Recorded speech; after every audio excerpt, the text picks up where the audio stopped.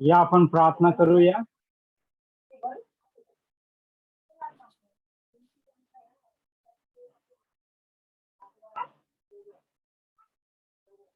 स्तुती करतो, धन्यवाद देत आहे. राजांच्या राजा, प्रभूंच्या प्रभू, का स्तुती करत आहे बाप्पा. तुमच्याच नावाला उंचावत आहे. सुंदरशा वेळेबद्दल मी तुमचे आभार मानतो. तुमच्याच नावाला मी उंचावत आहे राजा.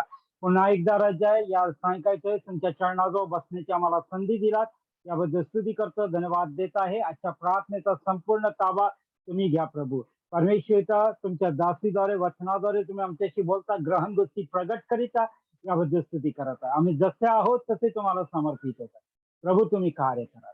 येशूच्या पवित्र आणि सामशाली नावाने मागतो, आमेन. Amen. Amen. Thank you. Thank you, brother. So we will start with the title for today's message, and we are going to be taking lesson 13, and the title is God is not guilty. So I believe somebody will be translating for us. तर आज आम्ही पाहणार आहोत या ठिकाणी धडा पाठ क्रमांक 13, परमेश्वर दोषी नाही. Yeah, so as brother said, guilty means somebody who is to be blamed or who is to be held responsible. तर या ठिकाणी अशी एखादी व्यक्ती असती की जिला त्या ठिकाणी दोष वाटतो किंवा तिला त्या ठिकाणी दोषी असल्याचं त्याला गिल्टी वाटतं किंवा त्याला मनामध्ये खेद वाटतो. Yeah, so God cannot be held responsible and he is not guilty. So we'll proceed with the lesson. So brother, you will read first. Yes, yes. तर या ठिकाणी आपण पुढे पाहूया. मी वाचत आहे या ठिकाणी. आज देवाने माझ्या जीवनात केलेली अतिशय महत्वाची बाब तुमच्याशी वाटून इच्छितो. मला असे वाटते की लोक जे सर्व काही घडते ते देवाकडूनच होते यावर ओघोने विश्वास ठेवतात की देव सर्व नियंत्रण करतो. याची कारण मीमांसा ही आहेत की देव सर्व भौतिक आणि सर्व शक्तिमान आहे आणि ते आपणहून समजून घेतात की तो त्यांच्या जीवनात घडणाऱ्या हर एक बाबी नियंत्रित करतो. अन्य जातीचे लोक आपण विश्वास असावा असतो असे बहुतेक ख्रिस्ती आहेत, ते याच तत्त्वज्ञानाला दुजोरा देतात आणि हे त्यांच्या जीवनातील अगदीच भिन्न गेले आहे.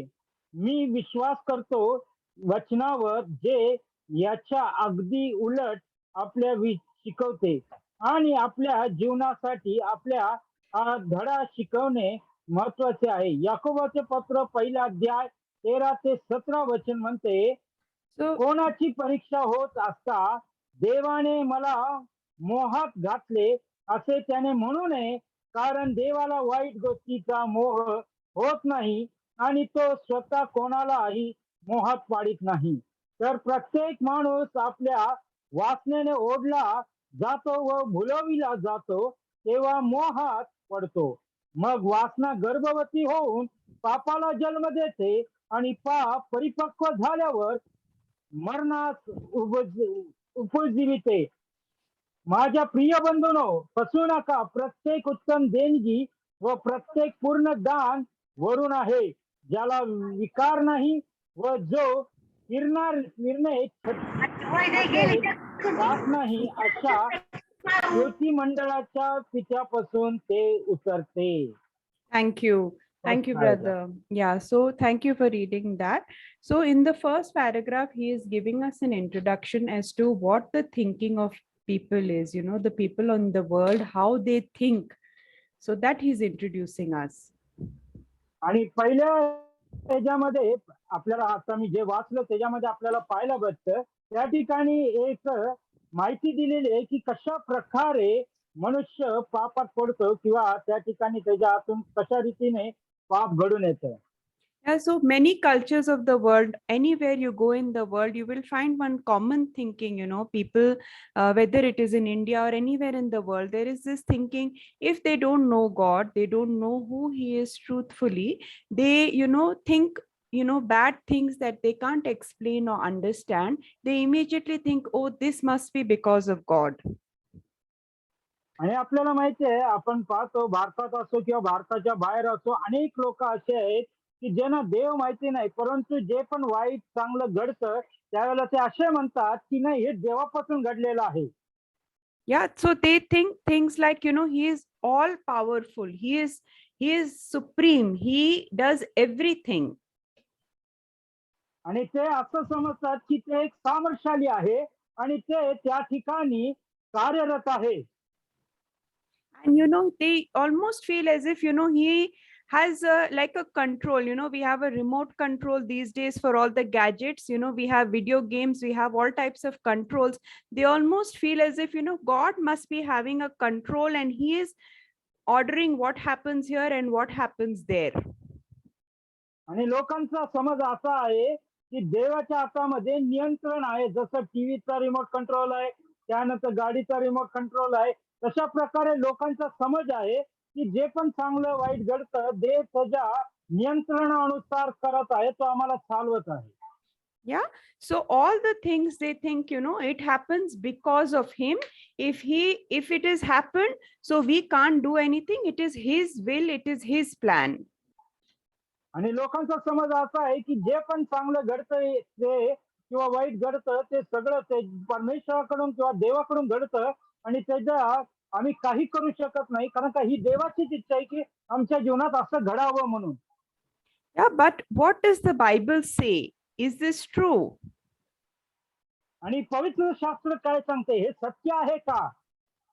Yeah, so as brother read, if you see in James 1:13-17, this is the New Testament, and we read in this that it is given very clearly, what is God's position in our life, and to what extent we are able to identify how God is dealing with us today. आणि याकोबाचं पत्र हे नवीन करारामध्ये आहे, पहिला अध्याय 13 आणि 17 वचन आम्ही त्या ठिकाणी पाहिलेलं आहे की कशा प्रकारे देव त्या ठिकाणी कार्यरत आहे आणि काय करत आहे, आणि मनुष्य नात्याने आमचं काय सहभाग त्या ठिकाणी आहे हे आम्ही त्या ठिकाणी पाहत आहोत. Yeah, so he says here, let no man say when he is tempted that I am tempted of God, almost as if he is able to read the minds of people. He must have seen people making these statements, God made me do this, or God caused this. So he is almost reading their minds as saying, let no man say this, that I am tempted of God, or God has caused me to do this. आणि या ठिकाणी आम्ही पाहतो, कोणाची परीक्षा होत असता देवाने मला मोहात घातले असे त्याने म्हणू नये, कारण देवाला वाईट गोष्टीचा मोह होत नाही आणि तो स्वतः कोणाला मोहात पाडित नाही. Yeah, so he says that very clearly, and he says neither is he tempting any man. No man can claim and say, it is a temptation in front of me and it is caused by God. आणि असं कोणी म्हणू शकत नाही, देव कुणालाही मोहात पाडत नाही, आणि असं कोणीही व्यक्ती म्हणू शकत नाही की देवानं मला मोहात पाडलं. या ठिकाणी वचन स्पष्टरित्या सांगत आहे.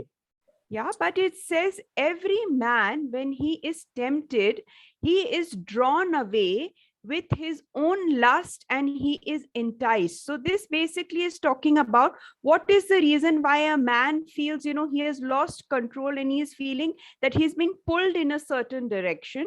And he says, it is because of his own desire, evil desire, lust, that he is basically attracted to wrong things. आणि या ठिकाणी स्पष्ट सांगितलेलं आहे, तर प्रत्येक मनुष्य आपल्या वासनेने ओढला जातो व बुलिवला जातो तेव्हा मोहात पडतो. कारण का, मग वासना गर्भवती होते आणि पापाला जन्म देते, आणि पाप परिपक्व झाल्यावर माणूस मरणास उपजीविते. Yeah, and initially, when you get into a sin, you're drawn to a sin, immediately you will not get the result of it. You may be very happy with your sin, but after a certain season, just like a woman conceives, there is no birth immediately. But when you continue in that sin, surely it is going to bring a result in your life, which is going to be a reaping and sowing effect. आणि त्या ठिकाणी पापात याने की वासनेत पडल्यानंतर किंवा पापात पडल्यानंतर ते लगेच त्या ठिकाणी त्याचा परिणाम नाही दाखवत आहे, परंतु सतत जर का आम्ही ते पाप करत गेलो आणि त्यानंतर आम्हाला त्याचा परिणाम बघायला भेटणार आहे. ज्याप्रमाणे एक स्त्री त्या ठिकाणी गर्भवती होते, लगेच ती बाळाला जन्म नाही देत. Yeah, and in fact it says very clearly. In fact, it goes ahead and says, it explains actually what God is doing in our life. He goes on to say that every good gift, आणि या ठिकाणी स्पष्टरित्या सांगण्यात आलेलं आहे, प्रिय बंधूंनो, फसू नका, प्रत्येक उत्तम देणगी and in fact he says every perfect gift is from above. आणि प्रत्येक पूर्ण दान हे वरून आहे. Yeah, it comes down from the Father of lights. आणि ते जो स्वर्गीय पिता आहे त्याच्याकडून खाली येते. And it goes on to say, in whom there is no variableness nor shadow of turning. ज्याला विकार नाही व जो फिरण्याने छात्रेत जात नाही. Yeah, so variableness, God is not variable. He doesn't change. He is not changing today. He changes his mind. He does this, and tomorrow he changes his mind. He is fixed in his thinking, in his doing, in his actions.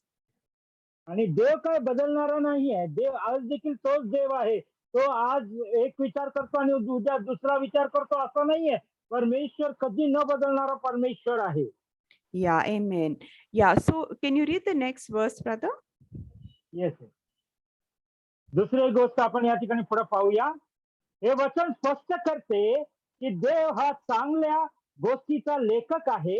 येशूने Yohan 10:10 मध्ये म्हटले, चोर येतो तो केवळ चोरी, घात व नाश करावयास येतो. मी तर त्याला जीवन प्राप्ती व्हावी व ती विपुलपणे व्हावी म्हणून आलो आहे. जर चांगले आहे तर ते देवाकडून आहे, जर वाईट आहे तर ते सैतानाकडून आहे. हे आहे साधे सरळ तत्वज्ञान. हे यासाठी क्लिष्ट आहे की याकोबाचे पत्र 4 अध्याय 7 मध्ये म्हणते, म्हणून देवाच्या अधीन व्हा आणि सैतानाला अडवा, म्हणजे तो तुम्हापासून पळून जाईल. हे सांगतंय की आम्हाला समर्पित व्हायचे आहे किंवा देवाच्या स्वाधीन करायचे आहे आणि सैतानाला अडवायचे आहे. अडवणे हा शब्द म्हणजे शरीराने लढाई करणे. Yeah, so he is saying God is the author. Now, who is an author? Does when we think of author, he is the person who is writing things, or he is an author of a book, writes certain incidents and he writes the story. And here it says, when God is writing for your and my life, he is writing down good things for us. आणि या ठिकाणी जो लेखक म्हणून शब्द वापरण्यात आलेला आहे, लेखक हा पुस्तक लिहितो, कहाणी लिहितो, आणि या ठिकाणी आमचा देव हा लेखक आहे आणि तो आमच्या जीवनात चांगल्याच गोष्टी लिहित आहे. Yeah, and in the next verse, as it says, John 10:10, it says that, the thief comes not but for to steal, to kill, and to destroy. So as you can see, it's clearly saying that, all these destructive things, wherever there is something stolen, wherever there is death, wherever there is destruction, he tells you who is behind that. He makes it very clear.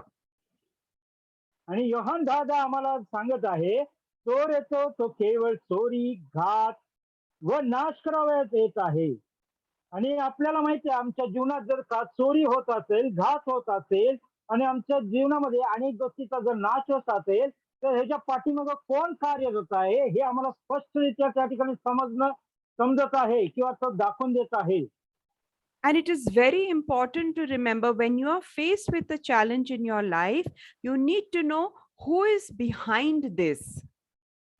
आणि तुमची परीक्षा होत असताना तुम्ही अधिक सावधगिरीने त्या ठिकाणी असलं पाहिजे. त्याच्या मागे कारस्थान करणारं कोण आहे हे आम्हाला ओळखता आलं पाहिजे. Yeah, and he contrasts this in the next line. He shows a comparison, and Jesus is the complete. So it's like the difference between black and white. It says, God, on the other hand, says that the reason that I have come is basically that you might have life. आणि येशू दुसऱ्या त्या ठिकाणी पुढच्या वाक्यामध्ये काय सांगत आहे, मी तर त्यांना जीवन प्राप्ती व्हावी व ती विपुलपणे व्हावी म्हणून आलो आहे. आणि चांगले आहे तर ते देवाकडून आहे आणि वाईट आहे तर ते सैतानाकडून आहे. Yeah, and in fact, he goes on to he doesn't stop just at life. In fact, he says there should be an abundance in your life. आणि तो फक्त जीवनाच्याच गोष्टीवरती त्या ठिकाणी थांबलेला नाही, तर तो काय सांगत आहे की विपुलपणे व्हावे. Yeah, when you go somewhere, you go to get something from a dish, some people, they serve you with small spoons, and your desire is, that I wish I would get something which was to my heart's content. So God doesn't stop at a little bit. In fact, he has an abundant and a giving heart, and he is in fact not just giving you life, but he has a heart of abundance.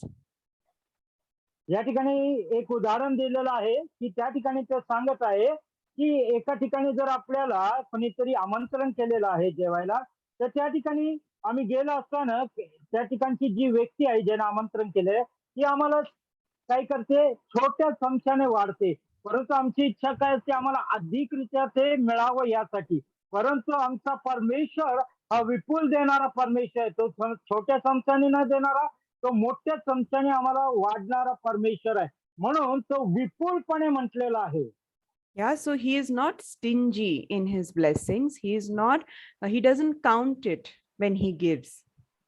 आणि परमेश्वर काय, तो तोडक्या हाताने आम्हाला आशीर्वाद नाही देत आहे. तो कधीही आमचे आशीर्वाद मोजत नाही. तो विपुलपणे आम्हाला आशीर्वाद देतो. Yeah, so this is very simple theology. He says, it is like explaining to a child, a thief, when you see a thief, a robber, he is bad. When you see a policeman, he is good. So a child also can understand the difference. That's how simply he has given it. आणि ते एकदम साध्या सोप्या भाषेमध्ये किंवा साधारणरित्या आम्हाला समजेल असे या ठिकाणी गोष्ट सांगण्यात आलेली आहे. की या ठिकाणी काय आम्ही पाहतो की एखाद्या लहान मुलाला जर आम्ही सांगितलं की चोर चोर म्हटल्यानंतर त्याला माहिती आहे की चोर हा वाईट आहे, आणि पोलीस बघितला तर त्याला काय वाटतं हा चांगला आहे. म्हणजे आम्हाला अगदी सोप्या भाषेमध्ये समजण्यासाठी या ठिकाणची ही गोष्ट आहे. Yeah, so we'll read the next paragraph. Okay, या आपण पुढे पाहूया. जेव्हा लोक विश्वास ठेवतात की जीवनात जे काही घडत आहे ते देवाकडूनच घडते, उदाहरणार्थ आजार, व्यवसायात अपयश, नोकरी जाणे, न ऐकणारी लेकरे किंवा घटस्फोट, हे त्यांना निष्कारण अवस्थेत घेऊन जाते. ते जर खरंच असा विचार करतात की देवच नशीब लिहितो आणि त्याच्या माध्यमातून त्यांना शिक्षा देतो किंवा त्यांच्यात बदल घडवून आणतो, जर ते त्याच्या विरोधात गेले तर त्यांना झगडावे लागेल. तरीही याकोब 4:7 म्हणते, सैतानाला अडवा म्हणजे तो तुम्हापासून पळून जाईल. तुम्हाला स्वतःला देवाला समर्पित व्हावे लागेल. हे दाखवते की काही गोष्टी देवाच्या आहेत आणि काही गोष्टी सैतानाच्या आहेत. जगात दुष्ट शक्ती आहे. तुमच्या जीवनात जे काही होते ते सगळे देवाकडून येत नाही. तर तुम्हाला हे कळत नसेल तर सैतानाच्या आहारी जाऊन नाश पावाल आणि प्रत्यक्षात सैतानाला बलवंत बनवाल. Yeah, so he is saying here, what is the result of thinking like this? When you think like this, the automatic result is when bad things happen in your life, instead of fighting, you will start to accept these things. आणि या ठिकाणी हे जे गोष्टी आम्ही पाहत आहोत, तर या आमच्या जीवनामध्ये काय आहे, की बरेच वेळेला आमचं जर का समज असा बनत गेला, की हे वाईट असं घडत आहे, तर ते एक दिवस आम्ही त्या वाईटाच्याच गोष्टीमध्ये आम्ही जाणार. And they start looking for some kind of excuses to explain these things in their life. आणि बरेच वेळेला ते काही कारण सांगतात आपल्या जीवनातील काही गोष्टी सांगण्यासाठी. ते त्या ठिकाणी पळवाटा काढतात. Yeah, so some of them might, they might come to the conclusion, maybe I've done something wrong and, God is punishing me. आणि मग ते एका ठिकाणी येऊन असं थांबतात आणि मग विचार करतात, की हां, मी असं केलं होतं म्हणून देव मला शिक्षा देत आहे. Yeah, or he is, trying to change me. I need to become a better person. So he's teaching me maybe patience. कधी-कधी ते अशा विचारामध्ये येतात, की नाही मला परमेश्वर बदलत आहे आणि जसं परमेश्वराला मला घडवायचं आहे म्हणून ह्या गोष्टी माझ्या जीवनामध्ये आल्यात आणि मला परमेश्वर घडवत आहे. Yeah, and the interesting thing is that a lot of people, when they face challenges, they actually, some of them do change for the better. आणि बऱ्याच वेळेला अनेक वेळा असं होतं, की लोक स्वतःला बदलण्याच्या नादामध्ये त्या ठिकाणी काय करतात, मी अजून कसा चांगला बनीन, अजून कसा चांगला बनीन ह्याच्या मागे लागतात. Yeah, so they can change in these circumstances. If you go through a trial, yes, patience can come out of you. It is not impossible, but you have to understand that the challenge is not from God. आणि हे तुमच्या जीवनामध्ये बदल घडू शकतो. परंतु तुम्हाला समजणं गरजेचं आहे, की हे जे परीक्षा किंवा हे जे मोह आहेत, हे परमेश्वरापासून नाही आहेत. Yeah, and if you are not clear in the distinction between the two, आणि ह्या गोष्टीमध्ये जर का तुम्ही स्पष्ट नसाल, instead of fighting these things in your life, instead of recognizing that the enemy is behind this attack, you will start cooperating with him. जर का तुम्ही त्या ठिकाणी या गोष्टीला विरोध करत नसाल, त्याच्यासाठी लढत नसाल, तर तुम्ही काय करता, त्या शैतानाच्या सर्व गोष्टीला तुम्ही सहमत होत जात आहात. Yeah, and you will start to come into submission to him. You will start to bow your head because you will feel, okay, this is God's plan. I need to accept it. आणि असं करता करता तुम्ही शैतानाला नमन कराल, त्याचं वाह कराल आणि तुम्ही स्वतःच काय करता त्या ठिकाणी म्हणता, की नाही नाही हे देवाची योजना आहे, देवाचं हे कार्य आहे. नाही, देव या ठिकाणी माझ्यावरती परीक्षा आणत आहे. Yeah, we'll read the next passage. या आपण पुढे पाहूया. मला रोमकरास पत्रातील परिच्छेद पुढे आणू दे, कारण याचा नेहमीच गैरवापर होताना दिसून येतो. मी अशा अत्यंत अत्यंत यात्रेला गेलो गेलो होतो, तेथे लोकांना देवाबद्दलची काहीच माहिती नव्हती. ते कधी चर्चला जात नसत.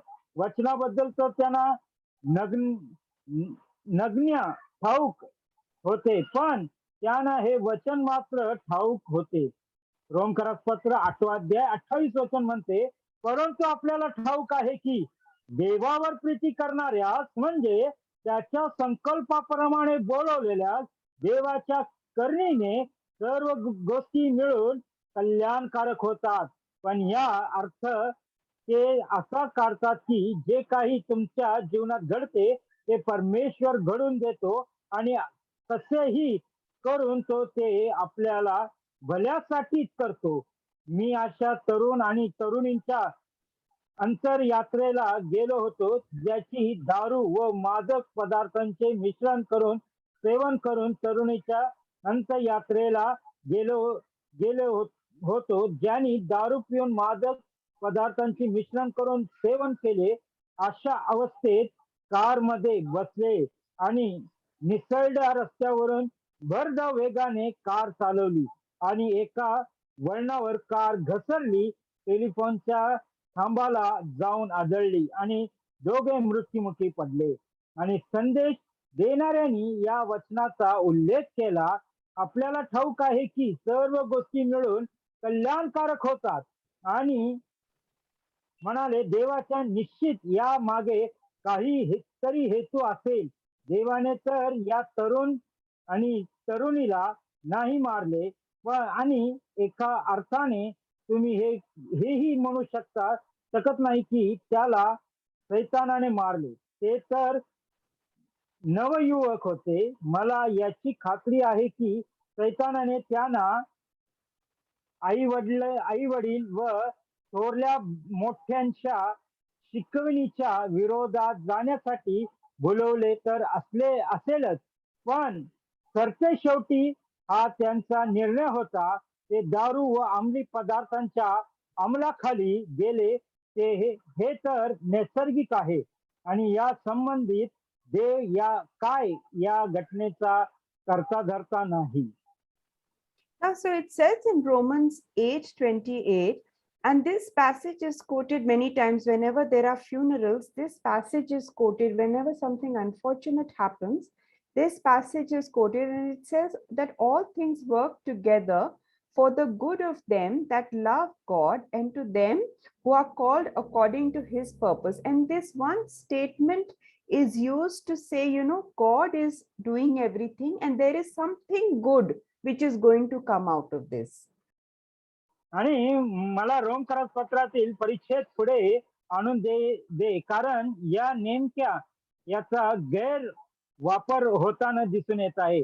बरेचशा अंतिम यात्रेमध्ये या वचनाचा उपयोग केला जातो आणि या वचनामध्ये काय सांगितलेलं आहे, परंतु आपल्याला ठाऊक आहे की देवावर प्रीती करणारे म्हणजे त्याच्या संकल्पाप्रमाणे बोलवलेल्या देवाच्या करणीने सर्व काही गोष्टी मिळून कल्याणकारक होतात.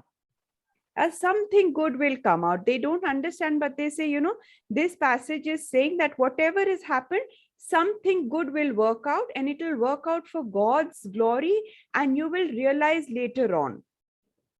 आणि बऱ्याच लोकांचा असा समज आहे की या वचनानुसार त्यांचं असं म्हणणं आहे की असं काय घडलं अचानकरित्या तर ते काय की चांगली गोष्ट काय तर घडणार असेल म्हणून ही गोष्ट घडलेली आहे असा त्यांचा समज आहे.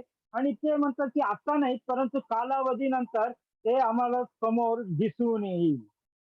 Yeah, but in this story, this unfortunate story that he tells, he says, this funeral which he was attending, here we see that this boy and this girl, they were not following God. In fact, they were rebelling or going contrary to God's will for them. आणि या ठिकाणी जी गोष्ट आम्ही पाहत आहोत जे तरुण आणि तरुणी आहे ते देवावर विश्वास नव्हते ठेवत परंतु ते त्या ठिकाणी काय झाले होते अंमली पदार्थाच्या आहारी गेले होते. And they were choosing with their own free will, they were choosing to do things that were harmful. आणि त्यांनी अशी निवड केली होती जे त्यांना मनाला इच्छित वाटते ती गोष्ट त्यांनी करावी अशा पद्धतीने त्यांनी त्याची निवड केली होती. त्यांना माहित नाही की ते आमच्यासाठी हानिकारक आहे म्हणून. And what happens, when they continued in that, the unfortunate result was that there was a disaster that took their life. आणि त्याचा त्यांनी घेत गेले आणि त्याचा परिणाम त्यांना कळून आला नाही आणि सरते शेवटी काय झालेलं आहे की त्यांना त्या ठिकाणी स्वतःचा जीव गमवावा लागलेला आहे. Yeah, we'll read the next paragraph.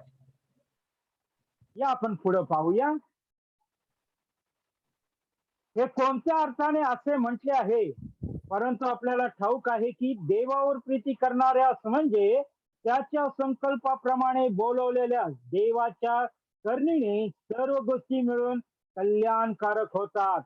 सर्वात प्रथम हे काही सांगत नाही की सगळ्याच गोष्टी परमेश्वराकडून होतात आणि सर्व मिळून भले करतात.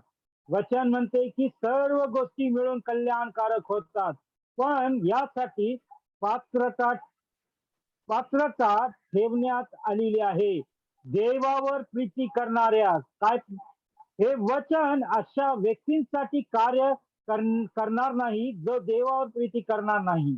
आणि हे तर उघड आहे त्यात काहीच वाद नाही परंतु नवल याचे आहे की कसे लोक दारू आणि अंमली पदार्थांच्या आहारी जाणाऱ्या व परमेश्वर व त्याच्या सिद्धांतात विरोधात जाणाऱ्या तरुणांसाठी हे लागू करतात.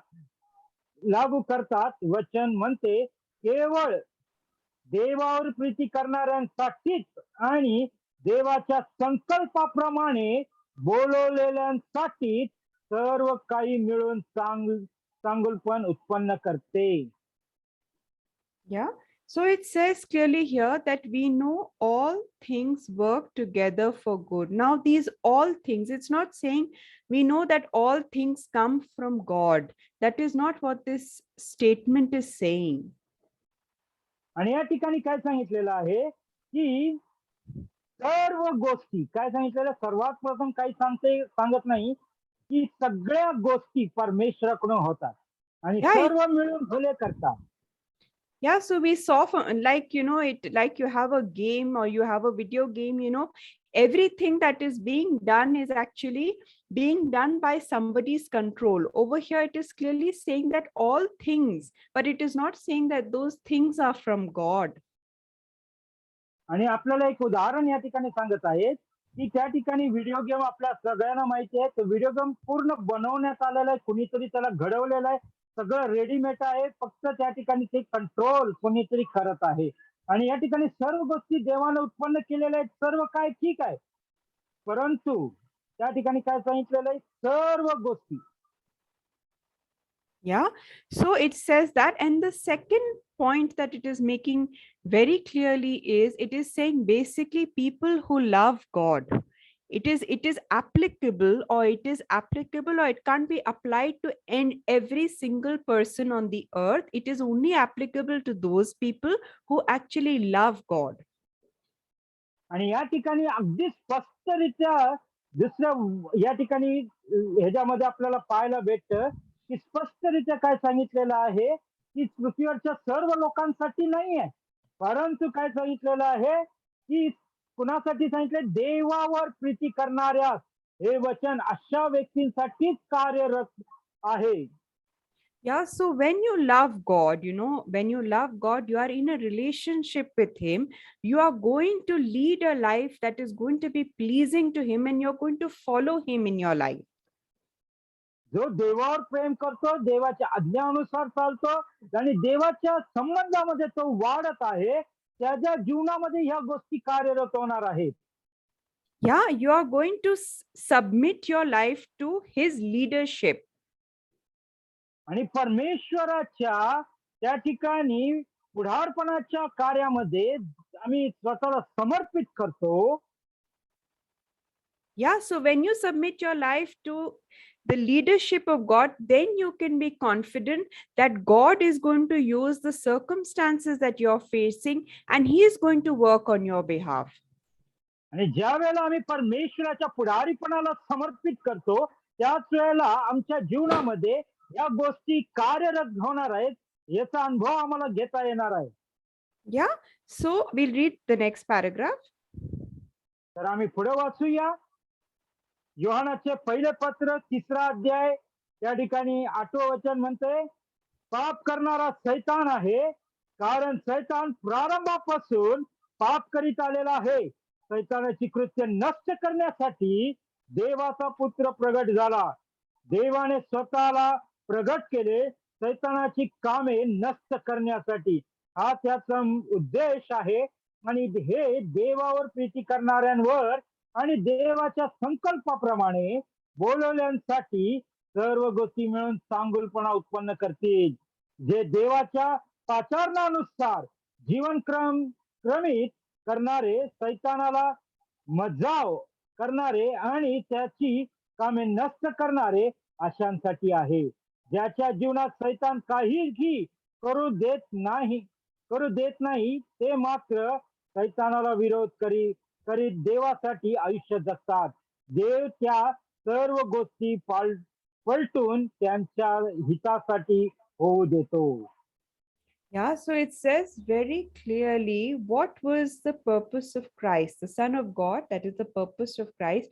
What was His purpose? आणि या ठिकाणी वचन स्पष्ट सांगत आहे की देवाचा उद्देश काय आहे, ख्रिस्ताचा उद्देश काय आहे, त्या ठिकाणी आम्हाला स्पष्टरित्या सांगत आहे.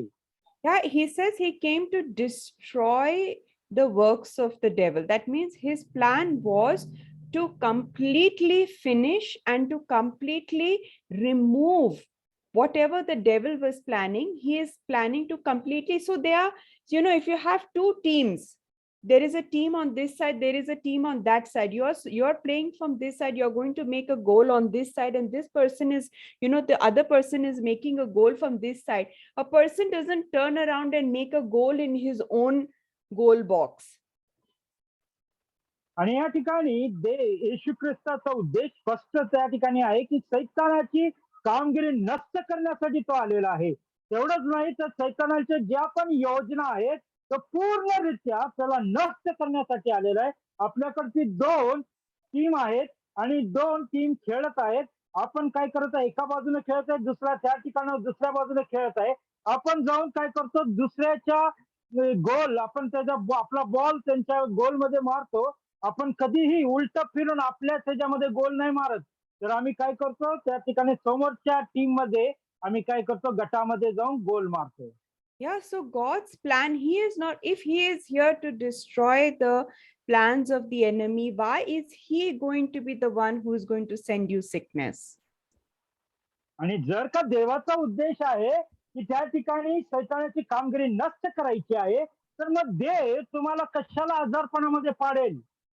Yeah, and so that is something important. You need to, when you are faced with a challenge, you need to understand that actually God is the one who I need to ask for help.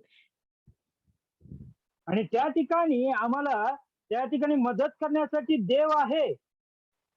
Yeah, and you need to, in fact, ask God for help from this side, and you need to resist the enemy from the other side. आणि आम्ही या बाजूने परमेश्वराला मदत मागायची आहे आणि दुसऱ्या बाजूने आम्हाला सैतानाला काय करायचं आहे, त्या ठिकाणी हकलून द्यायचं आहे. Yeah, we'll read the next passage. तर आम्ही पुढे वाचूया. आपल्याला हे ओळखण्यास सुरुवात करावयास हवी की आमच्या जीवनातील सगळेच क्षेत्रावर परमेश्वर नियंत्रित करीत नाही.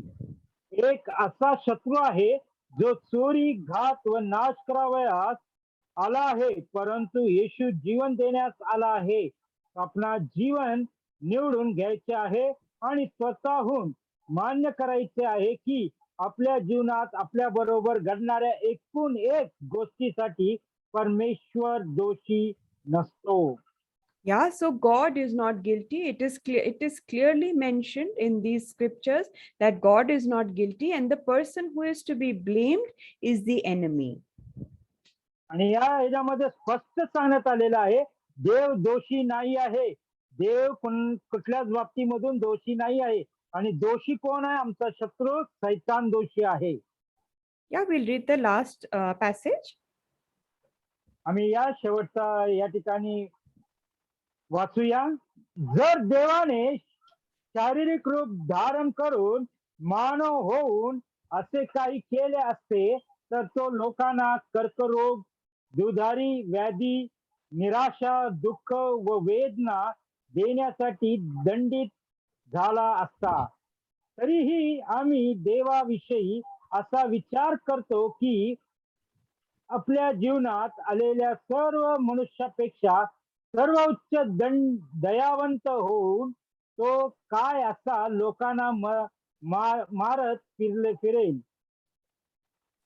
फिरेल आणि हे सगळे करेल.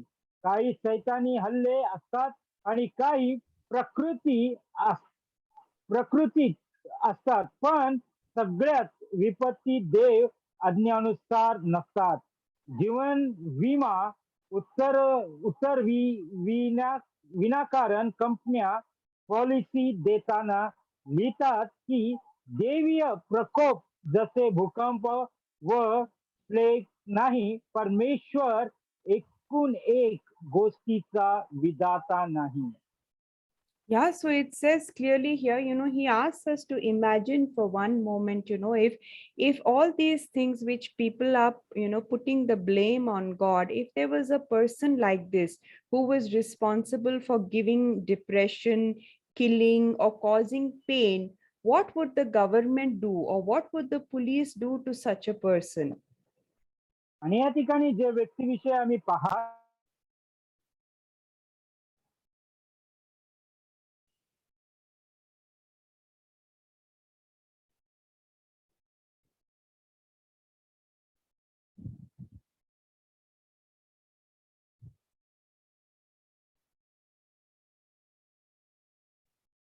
You can unmute, brother.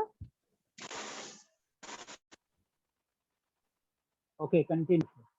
Yeah, so what he is saying is that, if there was a person who was responsible, even we have a sense of justice in our mind. When we see somebody causing harm to somebody, we immediately say this person deserves punishment. आणि आपल्या जीवनामध्ये आपण पाहतो की जर का असा कोणी असेल व्यक्ती तर तो दंडनीयसाठी योग्य आहे आणि आम्ही काय म्हणतो हा हे शिक्षा त्याच्यासाठी योग्य शिक्षा आहे. Yeah, so how can God be responsible for giving somebody pain, for causing somebody's, child dying? God is not going to be that because he is a God of justice. आणि आम्ही परमेश्वर कशा प्रकारे दोष लावू शकतो? नाही लावू शकत. कारण का परमेश्वरचा न्यायी परमेश्वर आहे. तो अशा कोणत्याही गोष्टी करणारा आमच्या जीवनामध्ये नाही. Yeah, so that brings us to the end of this lesson. We will move towards the questions. आणि हे सरते शेवटी याच्यामध्ये काही प्रश्न आहेत ते आम्ही पाहूया या ठिकाणी. Yeah, so brother, you will read the questions for translation. Yes yes. Okay. पहिला प्रश्न आहे वाचा याकोबाचे पत्र पहिला अध्याय 13 वचन. काय देव वाईट गोष्टींसाठी मनुष्याला परीक्षेत टाकतो काय? Yeah, so it says, and he is again quoting the passage that was used. It says, does God cause man to be tempted by evil? Yeah, so the answer is, it says very clearly, it says no, God does not cause this आणि temptation. आणि या ठिकाणी त्याचं उत्तर आम्ही पाहतो की त्या ठिकाणी स्पष्टरित्या सांगण्यात आलेलं आहे की नाही, देव कधीही मनुष्याला मोहात पाडत नाही किंवा परीक्षेत पाडत नाही. Yeah, we'll read the second question. Okay. दुसरा प्रश्न आम्ही वाचूया. वाचा याकोबाचं पत्र पहिला अध्याय 17 वचन. उत्तम देणग्या कोठून येतात? Yeah, so where do good gifts come from? So it says in James 1 verse 17, it says every good gift and every perfect gift comes from above. आणि या ठिकाणी याकोबाचं पत्र पहिला अध्याय 17 वचनामध्ये स्पष्टरित्या सांगितलेलं आहे की उत्तम देणग्या या ज्या आहेत त्या वरून येतात. Yeah, and it clearly the term used is the father of lights. So the answer will be father of lights. आणि याचं उत्तर काय आहे की जीवनाच्या पित्याकडून चांगल्या देणग्या आणि त्या ठिकाणी येतात. Yeah, we'll read the third question. आणि तिसरा प्रश्न आपण वाचूया. योहान 10:10 चोर कोण आहे? Yeah, so here we read, and it clearly says the enemy, devil, Satan, all of these terms, Jesus over here is calling him the thief. He is calling him responsible for someone who steals, and he is also calling him responsible for someone who is coming to kill and destroy. आणि या ठिकाणी चोर असो सैतान असो याला येशू असं सांगत आहे शत्रूला की तो चोर आहे आणि तो काय करतो, एखाद्याचं जीवन घात करण्यासाठी तो काय आहे, दोषी आहे. एखाद्याचं जीवन नष्ट करण्यासाठी तो काय आहे, कारणीभूत आहे. म्हणून येशू त्याला चोर म्हणत आहे. Yeah, we'll read the fifth question. त्या ठिकाणी आपण पाहूया चौथा प्रश्न. योहान 10:10 त्याचा हेतू काय आहे? Yeah, so what is the purpose? It says clearly here, what is the purpose of this person who is coming in your life? And as his name suggests, he is called a thief. So what is his job? His job is actually to steal. आणि या ठिकाणी त्याचा हेतू काय आहे आणि तो आमच्या जीवनात येतो आणि तो काय आहे, चोर आहे. तो काय करतो, चोरी करतो, घात करतो आणि नाश करतो. Yeah, correct. So we'll read the next question. पाचवा प्रश्न बघू आपण. योहान 10:10 कोणती उद्देश पूर्ती करावयास येशू आला? Yeah, so as we read in this lesson, it clearly says that Jesus says here, I came to give them life, and not just life, an abundant life. आणि या ठिकाणी आपण याच्यामध्ये आजच्या अध्यायामध्ये आपण वाचलेलो आहोत की येशू आलेला आहे तो जीवन देण्यासाठी, फक्त जीवन देण्यासाठी नाही तर ते विपुलपणे देण्यासाठी आलेला आहे. Yeah, we'll go on to the sixth question. 6व्या प्रश्नाकडे जाऊया आपण. याकोबाचं पत्र 4 अध्याय 7 वचन. देवाच्या अधीन होण्याचे आणि सैतानाला अडवायचे परिणाम काय होतात? Yeah, so we read in the passage, there is a responsibility that each believer has, that you need to submit or give the leadership of your life to God. And the second action that you need to take is, you need to actively resist the devil.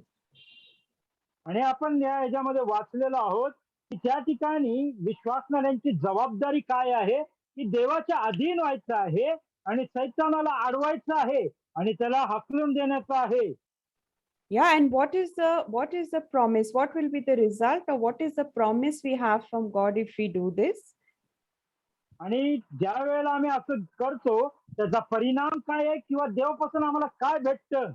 Yeah, so the promise, the answer is he will flee from you. आणि त्याचं उत्तर आहे सैतान आमच्यापासून पळून जाईल. आमेन. Yeah, amen. Yeah, we'll read the next question. 7वा प्रश्न पाहूया आपण. रोमकरास पत्र 8 अध्याय 28 वचन असे म्हणते की सर्व गोष्टी देवाकडून होतात. Yeah, so we again learned in this lesson that, it says that all things are from God, and that is a statement. It says, as you know, all things are from God. People read it and they think all things are from God, but it does not say that.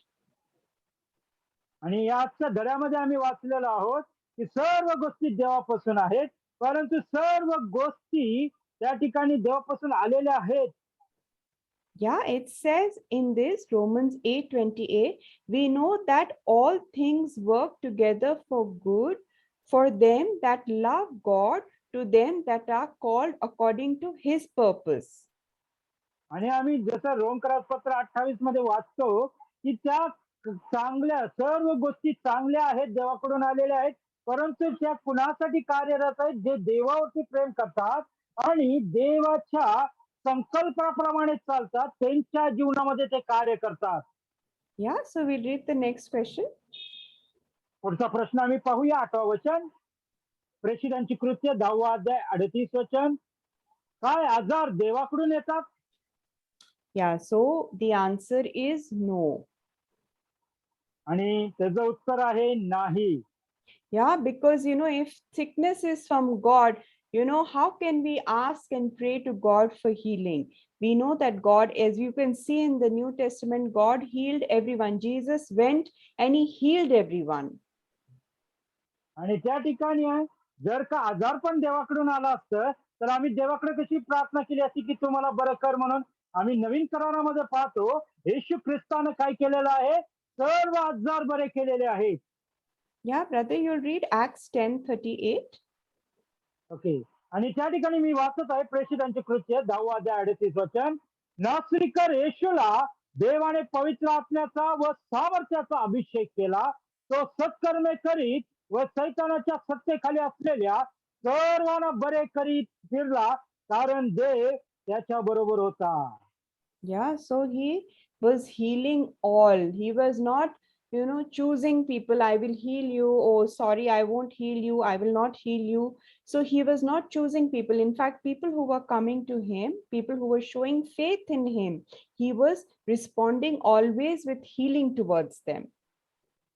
आणि येशू ख्रिस्त त्या ठिकाणी सर्वांना त्यानं बरं केलेलं आहे. तो असा कधीच म्हटला नाही मी तुला बरं करीन, मी ह्याला बरं करणार नाही. त्यानं प्रत्येकाला बरं केलेलं आहे. ज्या माणसानं त्याच्यावर विश्वास ठेवला तो त्याच्याकडे आला, त्याला त्यानं बरं केलेलं आहे. Yeah, so we'll read the last question.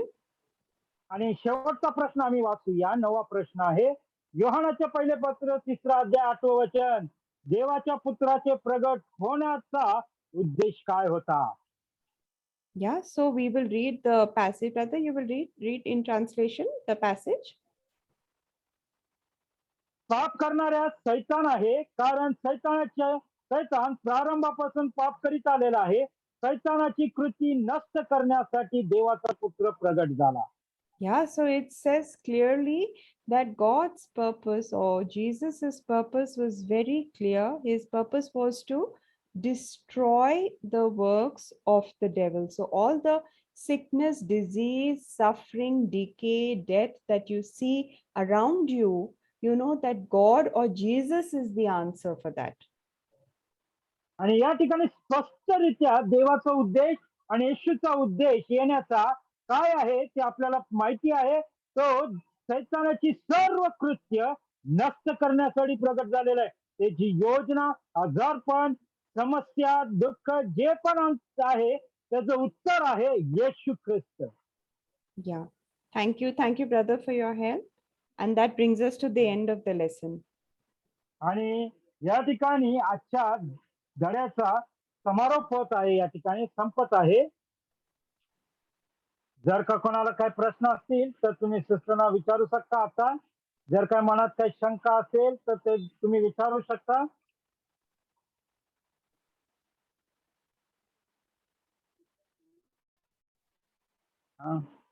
I'm asking them to, otherwise they have some questions or otherwise they have some in mind to ask to you. Yes.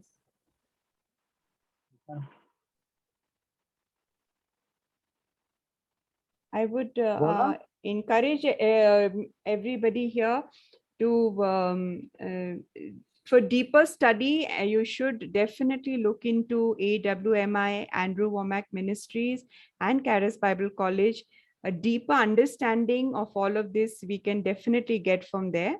So whatever doubts and questions, in case we were not able to answer, you will definitely find those answers over there. आणि त्या ठिकाणी यांचं असं सांगण्याचा उद्देश आहे की तुम्ही त्याच्यामध्ये खोल अभ्यास करा. अँड्रू म्हणते याच्यामधून तुम्ही खोल अभ्यास करा, बघा, तुम्ही ते वाचन करा. जर का तुम्हाला प्रश्न असतील, जर त्या प्रश्नाचं उत्तर किंवा त्या ज्या पण तुमच्या मनामध्ये त्या ठिकाणी शंका असतील त्याचं आम्ही जर का उत्तर नाही देऊ शकलो तरी त्या ठिकाणी तुम्ही खोलवर अभ्यास करा, तुम्हाला त्याचं उत्तर त्या ठिकाणी भेटून जाईल.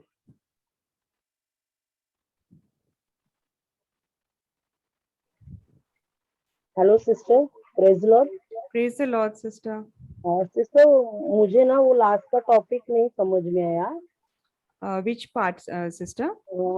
वहाँ मैं मराठी में पढ़ती हूँ. जर देवाने शारीरिक रूप धारण करून मानव होऊन असे काही केले असते तर तो लोकांना कर्करोग, दुर्श, व्याधी, निराशा, दुःख व वेदना देण्यास दंडित झाला नसता. यीशु मसीह तो शारीरिक रूप में ही आए ना. Yeah, so he, you know, और फिर यहाँ ये इसमें लास्ट पैसेज बोल रहे हैं आप सिस्टर? हाँ जी. और लास्ट में फिर आपने ये कहा कि LIC के बारे में बताया कि पॉलिसी निकाला, फिर दैवी वो लिखता है ना कि दैवी प्रकोप व भूकंप, प्लेग आला नाही, परमेश्वर एकूण एक गोष्टीचा विधाता नाही. वो मुझे समझ में नहीं आया ये. Yeah, so you know, if you there is a very this is a commercial term, you know, when they are writing policies, you know, they use any unnatural thing happens. For example, if there are earthquakes or there is a flood, you know, it is a commercial term. They say, you know, acts of God.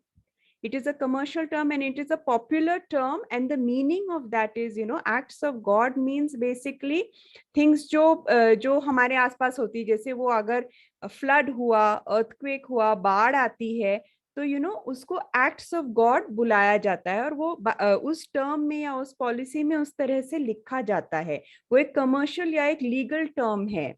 So basically they are not caused by man but they are nature. So nature में भी जो उथल पुथल होती है ना, उसको भी वो बोलते हैं कि it is a act of God. Okay. मुझे लगा ऐसा, मतलब वो पॉलिसी में ही ऐसा रहेगा कि भूकंप आया या प्लेग आया, जो भी नेचुरल होगा तो उसमें परमेश्वराला ऐकून ही विधाता नहीं है.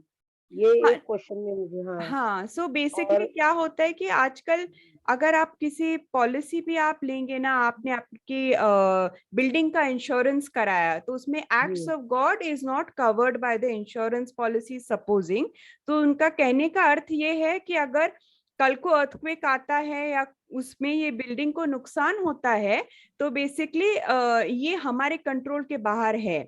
वो नेचर की भी जो चीजें हैं, उसको भी वो परमेश्वर पे डालते हैं कि ये परमेश्वर की वजह से हुआ है।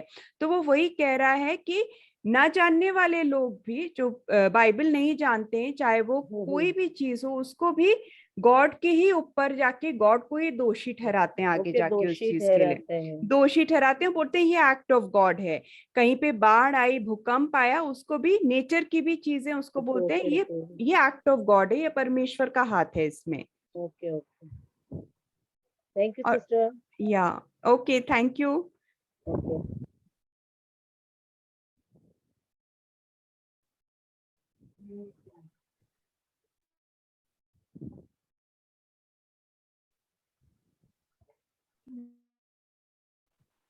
कोणाला काही प्रश्न नसेल तर मग आपण प्रार्थना करणार आहोत या ठिकाणी.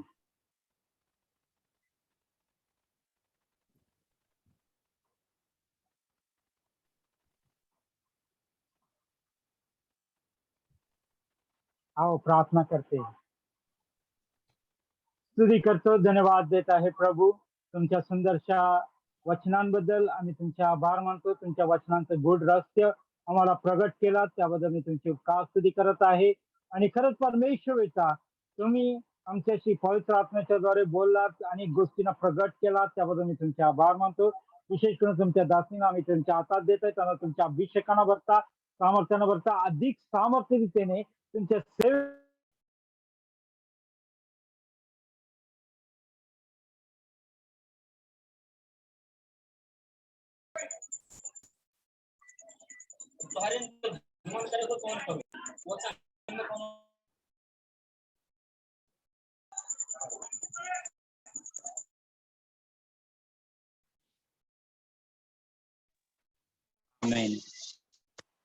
Amen.